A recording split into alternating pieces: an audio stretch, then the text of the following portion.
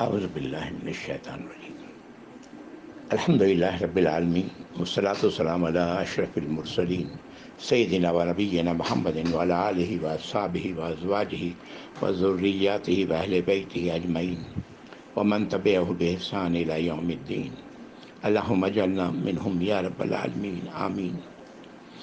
اعوذ باللہ من الشیطان الرجیم رب اشرح لی صدری ویسر لی امری واحلل عقدۃ من لسانی یفقہوا قولی آمین یا رب۔ اللہم اجعل ھذا لوجہک الکریم لا ریاء فیہ ولا سمع ربنا تقبل منا انک انت السمیع العلیم وتب علینا انک انت التواب الرحیم آمین یا رب العالمین۔ السلام علیکم ورحمۃ اللہ وبرکاتہ۔ الحمدللہ سورۃ النور، ہم لوگ پچھلی نشست میں آیت نمبر 34 تک آئے تھے۔ آگے بڑھنے سے پہلے آیت نمبر 32، 33 اور 34 میں کیا پڑھا ہے ایک بار میں دوہرا دیتا ہوں تاکہ ربط قائم رہے جو اور یادداشت کے لیے ایک دوہرا لینا یقیناً بہتر ہوتا ہے۔ آیت نمبر 32 میں اللہ تعالیٰ فرما رہے ہیں کہ جو تم میں کنوارے ہیں یا غیر شادی شدہ ہیں یا وہ ہیں جن کی بیویاں نہیں ہیں، بیویوں کا انتقال ہو چکا ہے یا شوہروں کا انتقال ہو چکا ہے، تو اللہ تعالیٰ فرماتے ہیں کہ جو ان میں سارے لوگ ہیں تمہارے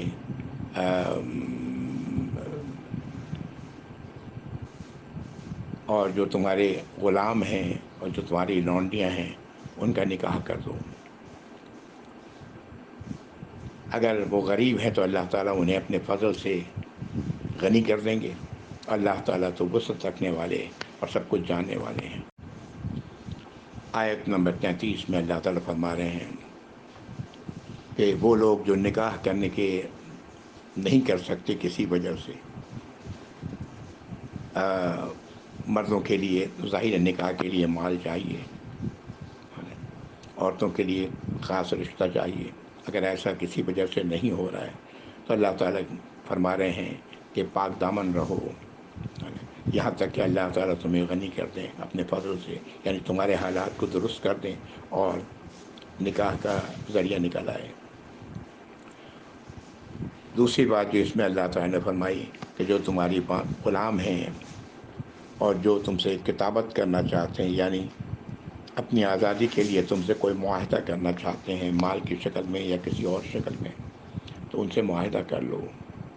اگر تم سمجھتے ہو کہ ان کی اس بات میں خیر ہے، ان کو اپنے مال میں سے دو جو اللہ نے تمہیں دیا ہے۔ اور تیسری بات جو اللہ نے اس میں فرمائی وہ یہ کہ اپنی باندیوں سے زنا کروا کے اور پیسے مت کماؤ، دنیا کا فائدہ مت اٹھاؤ، اور جو ان میں اس بات کو ناپسند کرتی ہیں اور اس کے بعد بھی ان کے ساتھ ایسا کچھ ہو رہا ہے تو اللہ تعالیٰ فرماتے ہیں کہ وہ اللہ غفور الرحیم ہے، اللہ تعالیٰ انہیں معاف فرما دیں گے۔ اور آیت نمبر 34 میں اللہ تعالیٰ فرما رہے ہیں کہ اللہ تعالیٰ کہ ہم نے نازل فرما دیا ہے واضح ہدایات، دلائل کے ساتھ ہدایات، اور ان لوگوں کی مثالیں جو تم سے پہلے تھے، اور نصیحت ان لوگوں کے لیے جو اپنے آپ کو اللہ کی ناراضگی سے، اللہ کی نافرمانی سے بچانے والے ہیں۔ یہ آیت نمبر 34 تھی۔ ایک موقع پر نبی کریم صلی اللہ علیہ وسلم نے فرمایا کہ 3 قسم کے لوگوں کی مدد اللہ کے ذمے ہے، اللہ کا پر حق ہے۔ نکاح کرنے والا جو اپنے آپ کو برائی سے بچانا چاہتا ہے، برے غلط کام کرنے سے، یعنی زنا وغیرہ میں پڑھنے سے یا دوسری ایسی غلط کام سے اپنے آپ کو بچانا چاہتا ہے۔ اور دوسرا وہ جو غلام معاہدہ کر کے، کتابت کر کے اس کا ارادہ ہے کہ وہ اسے پورا کرے، اچھی نیت سے وہ کر رہا ہے، تو ہے وہ غلام۔ اور چوتھا وہ جو غازی ہو اللہ کے راہ میں، نکلا ہو اللہ کی راستے پر، سبحان اللہ، نکاح کی اہمیت کو سمجھنے کی ضرورت ہے اس میں، کہ نکاح حرام کاری سے بچنے کے لیے جو نکاح کرے اللہ کی مدد اس پر لازم ہے۔ ایک اور کسی موقع پر آپ نے فرمایا کہ کبھی کوئی عورت اگر نظر پڑ گئی اور شہوانی خواہش پیدا ہوتی ہے تو اپنی بیوی کے پاس جاؤ۔ ایک اور بڑی اچھی خوبصورت روایت ملتی ہے، کسی بات پر آپ نے کہا کہ بیوی کے ساتھ ہم بستری کرنا، اس کا بھی اجر ملتا ہے۔ کسی صحابہ نے سوال کیا، یا رسول اللہ اس کا اجر؟ آپ نے فرمایا ہاں، اگر وہ غلط کام کرتا ہے یعنی زنا کی طرف پڑتا تو کیا اس کو سے گناہ نہیں ہوتا؟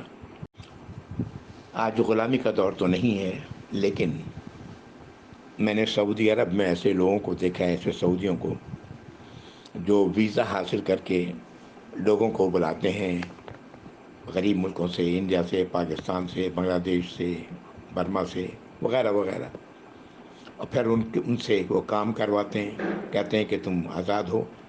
ہاں، یہ آزاد ویزا کہلاتا تھا یہ، اور مجھے اتنے پیسے تم دو گے، میں نے مہینے کے یا جو بھی، وہ بیچارے اس طرح کام کرتے اور پھر کما کے دیتے۔ تو یہ غلامی کی دوسری شکل تھی۔ الحمدللہ آج کی حکومت نے تو اس کو کافی حد تک کنٹرول کیا ہے، اور شاید انشاءاللہ یہ بالکل ختم بھی ہو جائے گا۔ آیت نمبر 35 انشاءاللہ اس سے آگے آج ہم لوگ پڑھیں گے۔ یہ آیت نمبر 35 سے ایک سلسلہ پورا ہے، لیکن آیت نمبر 35 میں اللہ رب العزت نے ایک مثال بیان کی ہے۔ اس مثال کو آج کے لوگوں کے لیے سمجھنا ذرا مشکل ہے، اس لیے کہ جو باتیں کی گئی ہیں یہاں، جو مثال دی گئی ہے، یہ مثال اس وقت کے لوگوں کے لیے تھا جب قرآن نازل ہوا تھا۔ جو مثال کے ذریعے، مثال اسی چیز کی دی جاتی ہے جس کا مشاہدہ انسان کرتا ہے، اس کے مشاہدے میں وہ چیز ہوتی ہے، وہی مثال دی جاتی ہے۔ میں نے یہ بات کیوں کہی؟ اس لیے کہی کہ آپ لوگوں نے تو نہیں دیکھا ہوگا، میں نے دیکھا ہے بچپن میں اپنے، جب یہ بجلی الیکٹرسٹی نہیں ہوا کرتی تھی، اس وقت گھروں میں لیمپ جلتے تھے، لالٹین جلا کرتے تھے، جو عام طور سے کراسن تیل سے جلتے تھے، اور لیمپ ہوتا تھا اور اس کے اوپر شیشہ لگا ہوتا تھا۔ پھر اس سے ذرا پہلے چلے جائیں، اب وہ بھی میں نے دیکھا ہے کہ خاص طور سے باورچی خانے وغیرہ میں جو لالٹین یا لیمپ نہیں رکھا جاتا، یہ تو کمرے میں رکھا جاتا تھا، اور عام طور سے یہ لیمپ ایک اونچی جگہ پر، خصوصاً دیوار میں طاق کی شکل میں جو جگہ ہوتی تھی، طاق پتہ نہیں آپ لوگ جانتے ہیں کہ نہیں، بہرحال طاق ہوتا تھا۔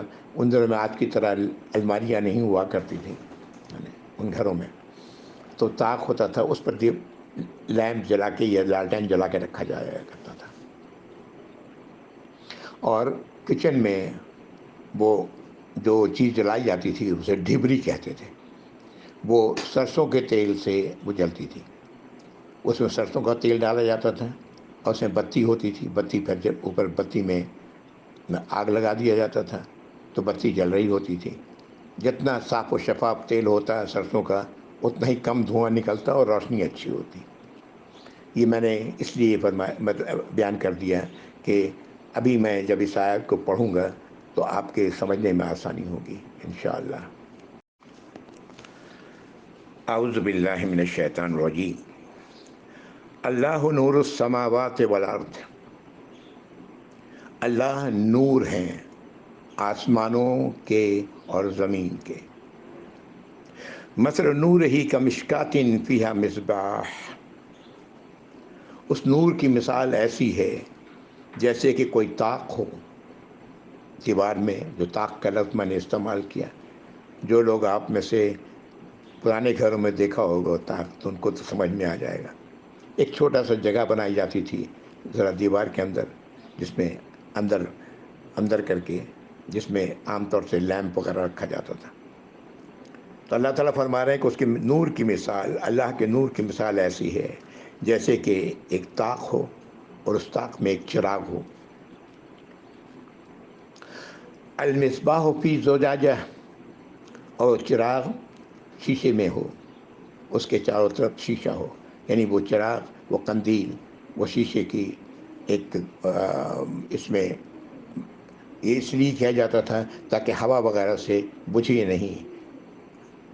تو وہ اللہ تعالیٰ یہ مثال دے رہے ہیں کہ وہ مصباح، وہ چراغ جو ہے وہ شیشے میں ہے. الزجاجۃ کانہا کوکب دری، اور وہ شیشہ اس طرح چمک رہا ہے جیسے کہ ایک روشن ستارہ، چمکدار ستارہ. یوقد من شجرۃ مبارکۃ زیتونہ، جسے جلایا گیا ہے اس چراغ کو ایک درخت کے ایک مبارک درخت کے سے، اور مبارک درخت زیتون کا ہے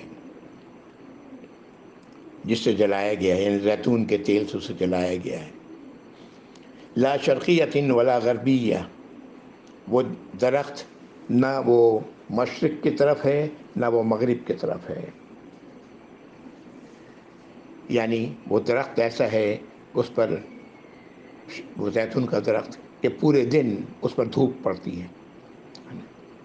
یعنی جب سورج نکلتا ہے تو ابھی اس پر دھوپ پڑتی ہے، جب سورج غروب ہونے کو ہوتا ہے تو ابھی اس پر دھوپ پڑتی ہے. یعنی ایک کھلے میدان میں سمجھ لیں. یکاد زیتھا یضیء ولم تمسسہ نار، اور ایسا ہے جیسے کہ وہ تیل جس سے وہ چراغ جل رہا ہے وہ جیسے کہ خود ہی بھڑک پڑے گا، خود ہی اس میں آگ جل پڑے گی، جبکہ اس سے آگ نے ابھی چھوا نہیں ہے. تو ظاہر ہے نیچے والے حصے میں عام طور سے چراغ میں ہوتا ہے، لیکن کیفیت یہ ہے کہ وہ اپنے آپ بھڑک اٹھے گا. یہ تیل اتنا صاف و شفاف، اتنا اچھا تیل ہے. نور علی نور، اگر ایسا ہو گیا تو کیا ہے؟ روشنی پر روشنی ہے. یہدی اللہ لنورہ من یشاء، اللہ تعالیٰ اپنی روشنی سے جسے چاہتے ہیں اس کی رہنمائی فرماتے ہیں. وَيَضْرِبُ اللَّهُ الْأَمْثَالَ لِلنَّاسِ، اللہ تعالیٰ مثال بیان کرتے ہیں لوگوں کے لیے. واللہ بکل شیء علیم، اور اللہ تو ہر شے کا کامل علم رکھنے والے ہیں. یہ آیت نمبر 35 تھی. اس آیت میں پہلی بات جو کہی گئی کہ آسمانوں اور زمین کے نور اللہ ہیں، اسے میں ایک مثال سے سمجھاتا ہوں. بات سمجھ میں، اس آیت پر مفسرین کی الگ الگ، سبوں نے اپنے اپنے ذوق کے مطابق اس مثال سے مطلب نکالا ہے. میں آج بیٹھا ہوا جو میری نظر میں جو بات آتی ہے وہ میں آپ کو بتاتا ہوں. کہ آپ ایک کمرے میں ہیں، آپ دیکھ رہے ہیں روشنی ہے، دن کا وقت ہے. اگر آپ ایک لال اینک پہن لیں، ایسی اینک جس کا شیشہ لال ہو، تو آپ کو ہر چیز لال لال نظر آئے گی. اگر سبز اینک پہن لیں تو ہر چیز سبز نظر آئے گی. اینڈ سو آن. یہ اللہ کا جو نور ہے، قرآن میں اللہ تعالیٰ نے بہت جگہوں پر یہ بات فرمائی ہے. یہ نور اللہ کی وہ ہدایت ہے جو اللہ رب العزت نے ہمیں قرآن کی شکل میں دی ہے، اور اللہ رب العزت نے نبی کریم صلی اللہ علیہ وسلم کے تعلیمات سے دی ہے، آپ کی زندگی سے دی ہے. یہ وہ نور ہے جس کا ذکر اللہ تعالیٰ یہاں کر رہے ہیں، جس کی مثال اللہ تعالیٰ بیان کر رہے ہیں. اور وہ نور آسمانوں اور زمین کا نور اللہ ہے. جب اس اینک سے جو اللہ کی یہ کتاب ہے، ہدایت کی کتاب، نبی کریم صلی اللہ علیہ وسلم کی تعلیمات اور آپ کی زندگی کے حالات، اس اینک سے جب انسان دیکھے گا تو وہ انشاءاللہ ضرور اللہ تک اس کی رسائی ہوگی. یہ وہ اینک ہے جو انسان کو چیزوں کو صحیح چیز جو جس حالت میں ہے حقیقت کی شکل میں اللہ رب العزت اسے دکھاتے ہیں. اور اس کی مثال اللہ تعالیٰ نے بیان کی، جیسے کہ ایک چراغ ہے، چراغ طاق پر رکھا ہوا ہے، اس کے چاروں طرف ایک شیشے کا گلاس ہے جس میں شیشے کی ایک شیشہ ہے، جیسے کہ لیمپ وغیرہ لالٹین وغیرہ میں ہوا کرتا تھا اس طرح، اور وہ اب اس روشنی کی وجہ سے ایسے چمک رہا ہے جیسے کہ ایک چمکدار ستارہ، اور جس تیل سے وہ جلایا گیا ہے وہ زیتون کا تیل ہے، اور ایک ایسے درخت کا تیل ہے جو سارا دن دھوپ میں رہا ہے، زیتون اس کا جو پھل ہے وہ سارا دن دھوپ میں رہا ہے۔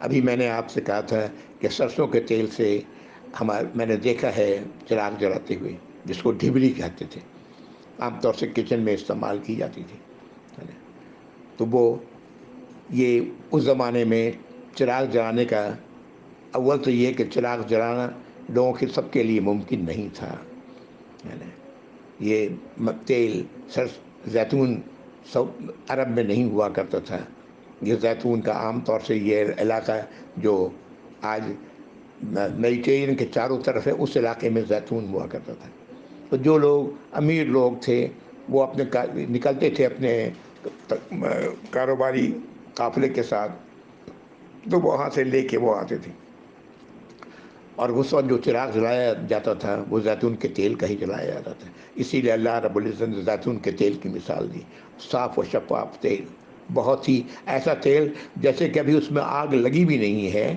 وہ جیسے خود ہی جل پڑے گا، اور اللہ تعالیٰ فرماتے ہیں کہ یہ نور پر نور ہوگا، اور پھر اللہ تعالیٰ فرماتے ہیں کہ اللہ اپنے نور سے جسے چاہتے ہیں ہدایت دیتے ہیں، اور یہ نور کی مثال اللہ تعالیٰ لوگوں کے لیے بیان کر رہے ہیں، اللہ تو ہر شے کا علم رکھتے ہیں۔ جیسا میں نے عرض کیا کہ قرآن کے بہت سارے مقامات پر اللہ نے یہ بات فرمائی ہے کہ نور قرآن ہے، ہدایت، یہ وہ اس کتاب کے ذریعے جب انسان اس کتاب کا علم حاصل کر کے جب وہ چیزوں کو دیکھتا ہے تو اسے پھر اللہ نظر آتے ہیں چاروں طرف، ہر شے کی بے شمار چیزیں ہیں جو ہم لوگ روز دیکھتے ہیں، لیکن ایسے دیکھتے ہیں اور کبھی غور نہیں کرتے، بچپن سے دیکھتے چلے آ رہے ہیں، سورج روز نکلتا ہے، روز غروب ہوتا ہے نا، دن چھوٹے بڑے ہوتے ہیں، جانور چر رہے ہوتے ہیں، پرندے اڑ رہے ہوتے ہیں، لیکن کبھی غور نہیں کرتے کہ یہ اس کے پیچھے حکمت کیا ہے۔ یہ حکمت کا علم ہمیں قرآن سے ملتا ہے، اسی سلسلے میں ابھی آگے چل کے آیات آئیں گی، وہاں پر مزید اس کا ذکر کروں گا انشاءاللہ۔ لیکن بدنصیبی یہ ہے کہ ہم میں سے کچھ لوگوں نے نبی کریم صلی اللہ علیہ وسلم کو ہی نور بنا دیا ہے کہ وہ انسان تھے ہی نہیں، وہ نور تھے، نعوذ باللہ۔ اللہ تعالیٰ یہ صرف اس لیے ہے کہ لوگ دھوکے میں اس لیے آ جاتے ہیں کہ ان کے پاس قرآن کا علم نہیں ہے، اگر ہوتا تو ایسے لوگوں کے دھوکے میں ہرگز نہیں آتے۔ بہرحال یہ چلتا رہے گا یہ سلسلہ، جب نبی کریم صلی اللہ علیہ وسلم کے دور میں بھی ایسے لوگ تھے جو یقیناً اپنے ایمان میں صادق تھے، لیکن دوسری طرف ایسے لوگ بھی تھے جو ڈھلمل یقین تھے اپنے ایمان میں، اور تیسری طرف وہ لوگ بھی تھے جو ایمان کے باوجود ایمان والوں سے دشمنی رکھنے والے تھے، ایمان کو ناپسند کرتے تھے، نبی کریم صلی اللہ علیہ وسلم کی تعلیمات کو ناپسند کرتے تھے، اور پھر کہتے تھے لا الہ الا اللہ محمد رسول اللہ، یہ بھی کہتے تھے، جسے عام لفظوں میں منافقت کہا جاتا ہے، ہپوکریسی، ایسے لوگ بھی تھے، اور چوتھی طرف وہ لوگ بھی تھے جنہوں نے ایمان قبول نہیں کیا، ایسے لوگ بھی تھے۔ تو یہ ہمیشہ معاشرے میں یہ پوری کیفیت رہے گی، اللہ رب العزت نے قرآن میں اس کی طرف بار بار اشارہ کیا ہے، اور کہا ہے کہ اگر اللہ تعالیٰ چاہتے تھے تو سبھی لوگ ایمان لے آتے، لیکن اللہ کی مشیت یہ نہیں ہے، اللہ کی مشیت یہ ہے کہ وہی لوگ ہیں جو کامیاب ہونے والے ہیں، جو اللہ کی ہدایات پر عمل کرنے والے ہیں۔ خصوصاً میں بار بار ذکر کرتا ہوں سورۃ البقرہ آیت نمبر 2 سے 5، جو لوگ اپنے آپ کو اس کے اندر رکھیں گے اور انشاءاللہ وہ کامیاب ہوں گے۔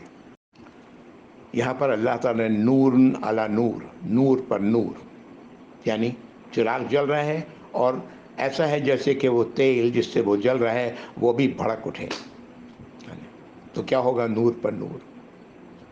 یہ اس کو سمجھنے کے لیے اس طرح سمجھیں کہ جس انسان کے اندر جب طلب ہوتی ہے ہدایت کی تو پھر اسے اس کے لیے اس کو رہنمائی ملتی ہے اس نور سے جو اللہ کا نور ہے، یعنی قرآن اور نبی کریم صلی اللہ علیہ وسلم کی تعلیمات اور آپ کی زندگی۔ آج جو لوگ بھی ایمان لا رہے ہیں ویسٹ میں، اور بہت بڑی تعداد ہے لوگوں کی جو ایمان لا رہے ہیں، اور ماشاءاللہ وہ لوگ صادق الایمان ہیں، ہاں، ان کو جو ہدایت ملی ان کے اندر طلب تھی، انہوں نے اس طلب کے نتیجے میں قرآن کو پڑھنا شروع کیا، اور جب اس کو پڑھنا شروع کیا تو اللہ نے انہیں ہدایت دی۔ اور یہ اللہ کا قانون ہے جو اللہ تعالیٰ نے فرمایا اس آیت کے آخر میں، واللہ بکل شیء علیم، اللہ تعالیٰ ہر شے کا علم رکھتے ہیں۔ اللہ تعالیٰ اسے ہی دیتے ہیں ہدایت جو اپنے اندر ہدایت کی طلب رکھتا ہے۔ تو کیا ہے یہ؟ نور پر نور ہے، روشنی پر روشنی ہے۔ یہ ہے جو بات کہی گئی نور علی نور میں۔ ہدایت کبھی نہیں ملتی ایسے لوگوں کو جو ہدایت نہیں چاہتے ہیں۔ یہی بات قرآن میں جگہ جگہ اللہ تعالیٰ نے فرمائی ہے کہ اللہ تعالیٰ جس سے چاہتے ہیں ہدایت دیتے ہیں، جس سے چاہتے ہیں ہدایت سے محروم کر دیتے ہیں، گمراہی اس کا مقدر بن جاتا ہے، اس لیے کہ وہ گمراہی چاہتا ہے، وہ ہدایت نہیں چاہتا۔ اللہ رب العزت ہم لوگوں کو ان لوگوں میں بنائے جس کے اندر ہدایت کی طلب ہے، اور پھر یہ کتاب قرآن اس کے اندر نور پر نور پیدا کر دے گا انشاءاللہ۔ ہدایت پر وہ ہدایت ملے گی، وہ ہدایت جو صحیح ہے۔ اللہ تعالیٰ ہم سب کو اس لائق بنائے یا رب العالمین، آمین یا رب العالمین، ثم آمین۔ اگلی آیت نمبر 36، اس میں ذکر ہے ان لوگوں کا جن کو نور پر نور ملا، اندر ہدایت کی طرف تھی، اور اللہ کی کتاب نے اس شخص کو ہدایت مہیا کی، اللہ کا نور اسے ملا۔ اللہ تعالیٰ فرما رہے ہیں اس آیت میں، اعوذ باللہ من الشیطان الرجیم، فی بیوت اذن اللہ ان ترفع ویذکر فیہا اسمہ یسبح لہ فیہا بالغدو والآصال۔ یہ ایسے لوگ کہاں ہیں؟ ان گھروں میں ہیں، ان کا ٹھکانہ ان گھروں میں ہوتا ہے، ان کا فارغ وقت ان گھروں میں گزرتا ہے جہاں جس کو اللہ تعالیٰ نے حکم دیا ہے بلند کرنے کا، اور جس میں صبح اور شام اللہ کے صفات بیان کیے جاتے ہیں۔ اس میں تسبیح کی جاتی ہے اللہ کے صفات کی۔ لفظ سبحہ جسے تسبیح کا لفظ نکلتا ہے، اس لفظ کو سمجھیں۔ اس لفظ کا مطلب صرف یہی نہیں کہ ہم سبحان اللہ کہیں، اس لفظ میں بڑی گہرائی ہے۔ سبحہ کہتے ہیں تیرنے کو۔ جب انسان پانی میں تیر رہا ہوتا ہے تو اس کے جسم کے اعضاء بڑی تیزی سے حرکت کر رہے ہوتے ہیں۔ اگر وہ نہیں کرے گا تو کیا ہوگا؟ پانی میں ڈوب جائے گا، ہے نا؟ تو اسے تیزی سے اپنے جسم کے اعضاء کو حرکت دینی ہوتی ہے۔ یہ لفظ در حقیقت یہ ظاہر کرتا ہے کہ اللہ کی اطاعت اور فرما برداری میں تیزی کے ساتھ عمل کیا جا رہا ہو۔ مسجد ہی تو تعلیم کی جگہ ہے۔ نبی کریم صلی اللہ علیہ وسلم مدینہ منورہ میں جو لوگوں کو علم ملتا تھا کہاں سے ملتا تھا؟ مسجد نبوی، وہیں سے علم لے کے لوگ نکلتے تھے۔ اصحاب صفہ کہاں ہوتے تھے؟ مسجد نبوی میں ہوتے تھے، مسجد نبوی کے باہر۔ تو اللہ تعالیٰ، اور کہا ہے اللہ تعالیٰ فرما رہے ہیں اسے اللہ تعالیٰ نے بلند کرنے کا، یعنی واضح پتہ لگے، اسی لیے عام طور سے ہم دیکھتے ہیں کہ مساجد میں مینار بنایا جاتا ہے، یہ اسے بلند کرنے کا حکم دیا ہے، جس میں اللہ کی صفات بیان، اللہ کا اسم سے مراد ہے اللہ کی صفات۔ اس کو بھی لوگوں نے غلط سمجھا ہوا ہے۔ اسماء 99 اسماء اللہ کے ہیں، صفات ہیں، بلکہ اس سے بھی زائد ہیں۔ لفظ 99 ظاہر کرتا ہے کہ بہت ہی زیادہ کو ہے نا، اس سے بھی کہیں زیادہ ہیں اللہ کے صفات. بہترین نام، بہترین صفات اللہ کے ہیں. ان کو اگر سمجھا جائے تو پتہ لگتا ہے، صرف ان کو دہرا لینے سے، ان کو فریم میں لگا کے دیوار پر لگا لینے سے کچھ حاصل نہیں ہے. جو آج بہت سارے لوگ کرتے ہیں دکانوں میں، گھروں میں، ان کو تو ان کے ایک ایک صفت کو سمجھنے کی ضرورت ہے. چونکہ ہم عربی نہیں جانتے، ہمیں کچھ نہیں پتہ ہوتا، تو ہم اس کو لکھ کے لگا لیتے ہیں ایسے. ان کو سمجھنے کی ضرورت ہے. ایک ایک جو اللہ کے صفات ہیں، ایک ایک وہ ہر ایک کے بہت بامانی ہیں، اور اپنے اندر اللہ رحیم ہے، رحمان ہے، اللہ ودود ہیں، اللہ غفور ہیں، اللہ خالق ہیں. یہ تمام باتیں ایک ایک چیز بتا رہی ہے کہ اللہ رب العزت کتنے عظیم ہیں. اللہ کی صفات اور یہ تمام کہ اللہ دیکھتے ہیں، اللہ سنتے ہیں. کیا ہم اللہ کا سننا ہماری طرح کا سننا ہے؟ کیا اللہ کا دیکھنا ہماری طرح دیکھنا ہے؟ کتنے لوگ تو یہ سمیع اور بصیر کے معنی بھی نہیں جانتے. سمیع کے معنی سننا ہوتا ہے، جانتے بھی نہیں ہیں. بصیر دیکھنے والا، وہ بھی نہیں جانتے ہیں، لیکن وہ اسے دہرا رہے ہوتے ہیں. یقیناً ایک حدیث میں یہ الفاظ آئے ہیں، ابو ہریرہ رضی اللہ عنہ سے راوی ہے، بہت مشہور ہے، کہ جو ان ناموں کی حفاظت کرے گا، اللہ کے ناموں کا، تو وہ میں نے اس کے لیے جنت واجب ہے. کچھ اس طرح کے الفاظ ہیں، مجھے صحیح یاد نہیں ہے. تو یہ اس کا مطلب یہ ہے کہ اللہ کی ان صفات کو یاد رکھا جائے. اگر ہم یہ جانیں صحیح معنوں میں کہ اللہ تعالیٰ مجھے دیکھ رہے ہیں، تو کیا میں اللہ کی نافرمانی کروں گا ایسی حالت میں؟ اگر میں اس بات کا دعویٰ کرنے والا ہوں کہ لا الہ الا اللہ محمد رسول اللہ، اگر ہمیں اس بات کا یقین ہو کہ اللہ تعالیٰ دیکھ رہے ہیں، تو ہم یہ درباروں میں جا کر کے، قبروں پر جا کر کے، اور دوسری جگہوں پر جا کر کے دوسروں کو الہ بنا رہے ہیں. کیا ہم کریں گے ایسا؟ اللہ تعالیٰ سن رہے ہیں، میری ایک ایک بات سن رہے ہیں، ہم سب کی ایک ایک بات سن رہے ہیں. یہ صفات در حقیقت اسماء جو اللہ کے ہیں، اسماء الحسنہ، اور یہ بہترین صفات ہیں. ان کی کوئی لیمٹ نہیں ہے. انسان کی ہر صفت کی ایک لیمٹ ہوتی ہے، لیکن اللہ کی تمام صفات لمٹ لیس ہیں، انفائنائٹ ہیں. اگلی آیت 37، یہ ان گھروں میں جو لوگ ہوتے ہیں ان کے بارے میں اللہ تعالیٰ بیان کریں وہ کیسے لوگ ہوتے ہیں. اعوذ باللہ من الشیطان. رجال لا تلہیہم تجارۃ ولا بیع عن ذکر اللہ، ایسے لوگ جنہیں غافل نہیں کرتی ان کی تجارت، ان کی خرید و فروخت اللہ کے ذکر سے. اب یہ ذکر کے معنی بھی لوگوں نے لے لیا، بیٹھ کے اللہ اللہ کرنے کو کہتے ہیں کہ ذکر کر رہے ہیں اللہ کا. ذکر کا مطلب ہے بڑا وسیع معنی ہے. یہ قرآن کو بھی اللہ تعالیٰ نے ذکر کہا ہے. یہ ذکر بہت وسیع معنی رکھتا ہے. اللہ کی یاد سے وہ غافل نہیں ہوتے، انہیں اللہ یاد رہتے ہیں، اللہ کی صفات یاد رہتی ہے، اس لیے وہ غفلت نہیں برتتے. اور وہ کہاں ہوتے ہیں؟ ان گھروں میں ہوتے ہیں جن کو اللہ نے بلند کرنے کا حکم دیا ہے، جہاں وہ ان کی بھاگ دوڑ ہوتی ہے، جہاں وہ سیکھتے ہیں، دین حاصل کرتے ہیں، علم حاصل کرتے ہیں. ایسے وہ لوگ غافل کبھی نہیں ہوتے اپنی تجارت سے اور خرید و فروخت سے. دنیا کی مشغولیات انہیں غافل نہیں کرتی اللہ کی یاد سے. وَإِقَامِ الصَّلَاةِ، اور نماز قائم کرتے ہیں، وَإِيتَاءِ الزَّكَاةِ، اور زکوٰۃ دیتے ہیں. يَخَافُونَ يَوْمًا تَتَقَلَّبُ فِيهِ الْقُلُوبُ وَالْأَبْصَارُ، اور وہ ڈر رہے ہوتے ہیں، خوف زدہ ہوتے ہیں اس دن سے جب کہ لوگوں کے دل اور آنکھیں بھی الٹ جائیں گی. اشارہ قیامت کی طرف ہے، حشر کی طرف ہے. کیا بات کہی گئی آیت نمبر 37 میں کہ ان کی دنیاوی مشغولیات انہیں غافل نہیں کرتی اللہ کی یاد سے.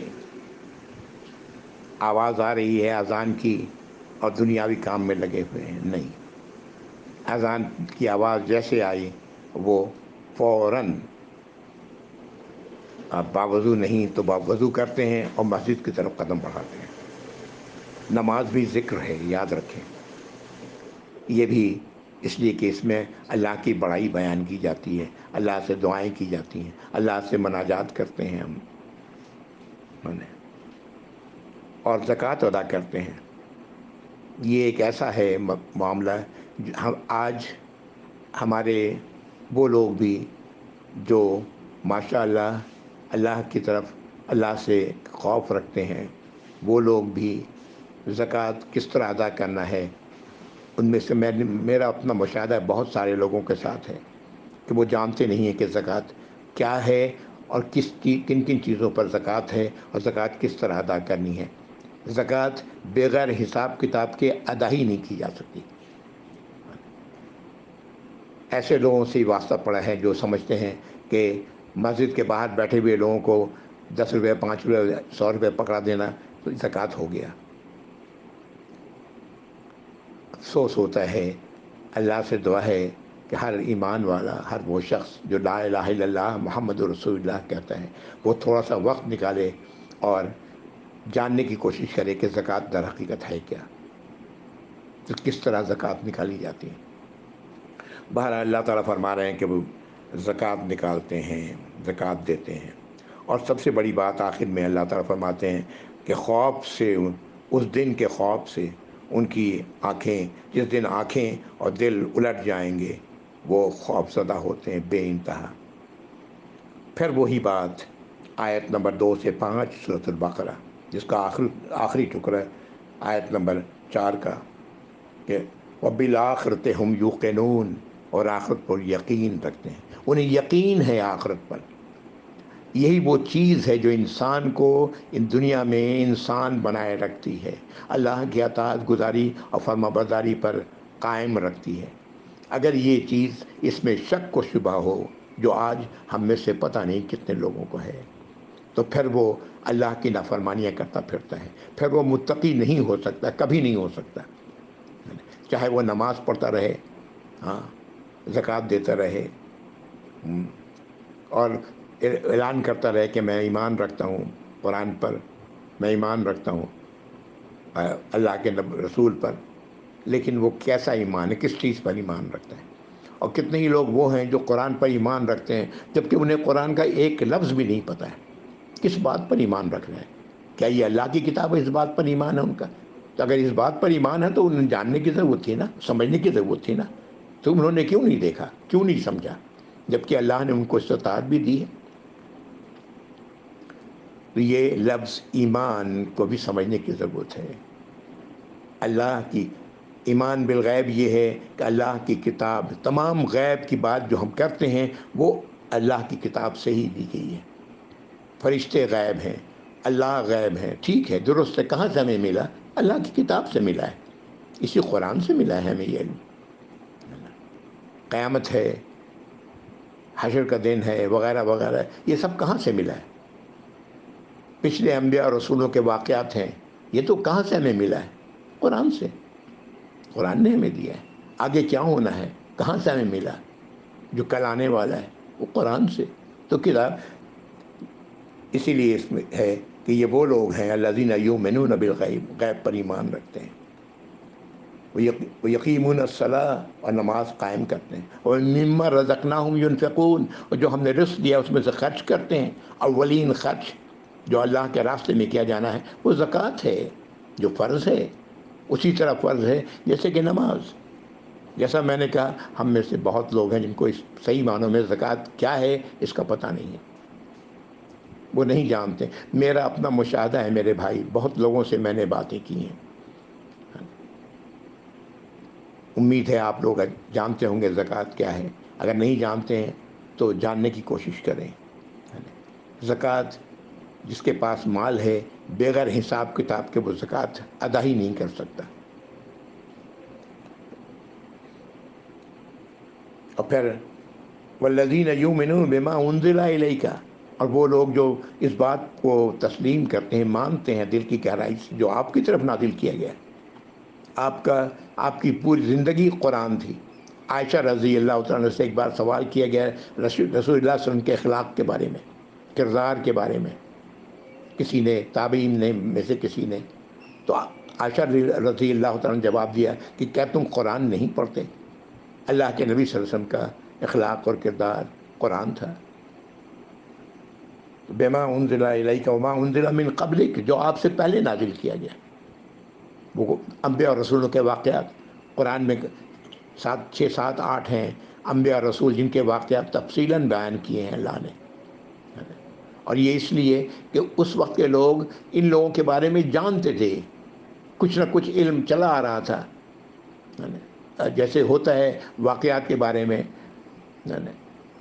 جب وہ میری دادی اللہ تعالیٰ ان کی مخصوص فرمائے، وہ کہتی تھیں کہ فلاں جو ہے وہ زلزلے کی 4 سال کے بعد پیدا ہوا. جس زلزلے کا وہ ذکر کر رہی ہوتی تھی غالباً وہ 1938 یا 34 وغیرہ میں آیا تھا کلکتہ وغیرہ میں، اور کافی شدید زلزلہ تھا. یعنی زلزلہ کب آیا اور وہ اس کی حساب کر رہی ہیں وہ کب کسی کی پیدائش کا، کہ زلزلے کے 8 سال کے بعد یا 10 سال کے بعد. خود نبی کریم صلی اللہ علیہ وسلم کی پیدائش کے بارے میں جو بات معروف ہے وہ یہ ہے کہ آپ اسی سال پیدا ہوئے جس سال وہ ہاتھی لے کر کے لوگ ابرہہ مکے کو توڑنے، خانہ کعبہ کو توڑنے کے لیے آیا تھا. تو یہ اس طرح چیزوں کو یاد رکھا جاتا تھا. تو لوگوں کو ان واقعات کا علم تھا، اور انہی کے بارے میں اللہ رب العزت نے قرآن میں بار بار بتایا ہے ان انبیاء اور رسولوں کے بارے میں. ہم میں سے کچھ ایسے بھی لوگ ہیں، خود میں نے سنا ہے، آپ نے بھی سنا ہوگا، یہ جی عرب ایسے ہی ہیں، تبھی تو سارے انبیاء اور رسول ادھر ہی آئے، ان کے پاس آئے. نعوذ باللہ، نعوذ باللہ. یہ ان کی جہالت کا سب سے بڑا ثبوت ہے. اللہ تعالیٰ نے قرآن میں ہی فرمایا ہے کہ کوئی بھی قوم ایسی نہیں گزری، کوئی بھی بڑی آبادی ایسی نہیں گزری جس میں اللہ تعالیٰ نے اپنا پیغام پر نہ بھیجا ہو. اگلی آیت نمبر 38. وہ ایسا کیوں کرتے ہیں؟ اس کا جواب ہے وہ لوگ نماز قائم کرتے ہیں، زکوٰۃ دیتے ہیں، خوفزدہ ہیں آخرت سے، حشر کے دن سے. لیجزہم اللہ احسن ما عملوا، تاکہ اللہ تعالیٰ انہیں جزا دیں، ان کا بدلہ دیں بہت ہی اچھا ان کے اعمال کا. ویزیدہم من فضلہ، اور اپنے فضل سے اور زیادہ کریں. اللہ تعالیٰ آخرت میں اچھے اعمال کا تو بدلہ دیں گے ہی، اس سے کہیں زیادہ دیں گے. اللہ کے نبی صلی اللہ علیہ وسلم نے ایک موقع پر فرمایا کوئی شخص بھی اپنے اعمال کی بنیاد پر جنت میں داخل نہیں ہوگا. ایک صحابی نے سوال کیا یا رسول اللہ کیا آپ بھی؟ فرمایا ہاں میں بھی، جب تک کہ اللہ کی مغفرت اور رحمت مجھے نہ ڈھانپ لے. یہ اللہ کی مغفرت اور رحمت ہوگی، جو وہ اچھا جو بدلہ ملنا ہے جنت، وہ اس کی وجہ سے ملے گا. لیکن بنیاد بنے گا وہ اعمال جو انہوں نے دنیا میں کیے. واللہ یرزق من یشاء بغیر حساب، اللہ تعالیٰ رزق دیتے ہیں جسے چاہتے ہیں بغیر حساب کے، دنیا میں بھی اور آخرت میں بھی. رزق وہ تمام نعمتیں ہیں جو اللہ کی طرف سے انسان کو ملتی ہیں. دنیا کی نعمت، دنیا میں ہمیں وہ نعمتیں ملتی ہیں جن کی ہمیں دنیا میں ضرورت ہوتی ہے، اور آخرت میں اللہ تعالیٰ ہمیں وہ نعمتیں عطا فرمائیں گے جو اللہ نے جنت میں رکھی ہیں، جس کا ہم تصور بھی نہیں کر سکتے. نبی کریم صلی اللہ علیہ وسلم فرمایا کہ جنت کی نعمتوں کا کوئی انسان تصور بھی نہیں کر سکتا، اس کے سوچ میں بھی کبھی نہیں آیا. وہ ہے جنت کی نعمت، اس کے خواب و خیال میں بھی کبھی نہیں آیا. جنت میں اللہ رب العزت نے اس کے لیے وہ کچھ رکھا ہے.